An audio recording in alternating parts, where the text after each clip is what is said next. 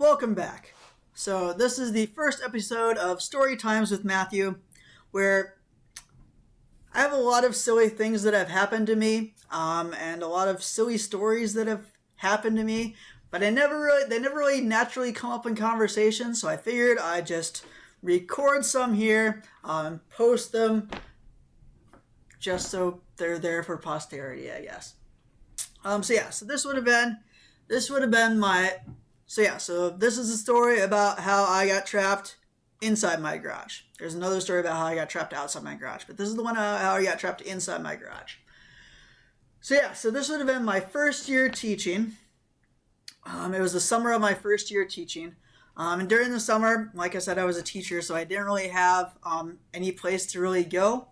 So during that summer, my garage would open a little bit and then just stop. So generally the garage door would open the entire way so that you could get your vehicle out. My garage opened about this far and then would stop. And I had no idea what the problem was. So I survived for a couple days. I lived right next to a Hy-Vee grocery store, and I lived right across the parking lot from a library. So I had ways to entertain myself.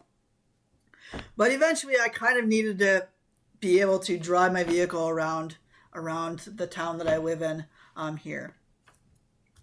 So eventually, I think it was a Saturday, I decided that I was going to try and figure out what's going on with my garage and why my garage isn't opening, and if there's a way that I can open my garage. So I come out, I have my garage door opener, I have a pad and paper, I have a pencil, and I come out, go to my garage, push the garage door opener. It opens about a foot or two. And so I leave the garage door opener and the pencil and paper outside my garage, kind of do the military crawl into my garage. So I'm sitting in my garage with my vehicle inside there, and I'm looking around trying to figure out, I think I probably pushed the garage door opener in the garage a couple times just to see if it was something with my garage door opener that was not working. And eventually I look up at the big motor type thing up on the ceiling, and I'm like, I wonder if the problem's up there, and I wonder if there's something that I need to press up there that would make it so that my garage door opens. So I crawl on top of my van, and I'm lying on my back on my van, staring up at this motor thing. The motor's probably about here on me, so an inch from my nose. And I'm sitting there lying on my van, feeling around because it's pitch dark in there. By this time, the automatic lights had turned off. So it's pitch dark in there, and I'm kind of feeling around, trying to feel if there's a button that I can press to reset or something like that. Couldn't find anything. And eventually, I'm looking, and I see there's a rope hanging down from this garage door motor. And I'm like, I wonder if that rope is some sort of bypass switch. So if I pull on that rope, maybe that will help me open my garage there. So I pull on the rope. So at this point again, the garage door is still open about a foot or two. I pull on that rope, and immediately slam, the garage door slams shut.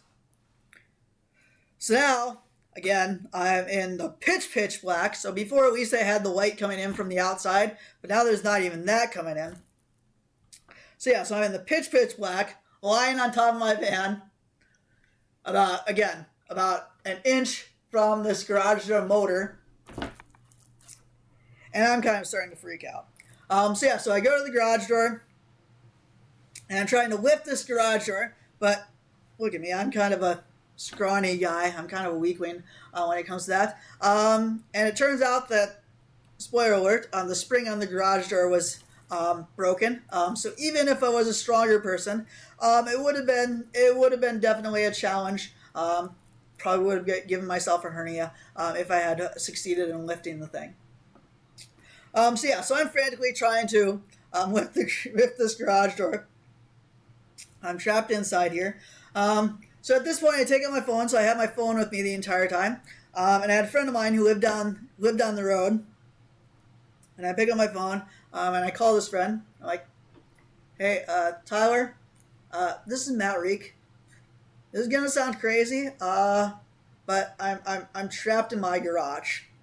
So do you think you can come and let me out? But he was sick at the time, so he didn't pick up the phone. So I never did get a hold of him. I think he called me like the next day saying, "Hey, sorry I missed your call. I was sick." So at this point, I'm completely trapped in my garage. Again, the garage door opener and the pencil and paper are outside my garage door. And so I'm frantically racking my brain trying to figure out what to do. And all of a sudden I hear voices from the outside, and the voices are like, somebody left their garage door open out here. So I ran to the garage door, and I'm pounding on the garage door, saying, "Let me out! Let me out!" And they're like, "Somebody in there?" I'm like, "Yes, can you push the garage door open button?" But I hadn't hooked the thing back in, so when they push the garage door button, all the machines start whirring, but nothing happens. So I'm like, "Oh yeah, I need to hook the thing back in." So I'm like, "Okay, can you push the garage door button one more time?" And they push it. I watch the thing. I'm like, "Okay, just once more, push the garage door open button." So they push the button. The garage door opened up again, like the foot or so. And I'm able to crawl out there. So after that, I talked to maintenance, and eventually they got it so that the garage door would open, but then it wouldn't close. And then once winter came, they finally got it to close. So there you go. The first round of story times with Matthew.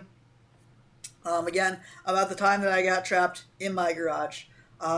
Maybe more to come. We'll see what happens. But yeah.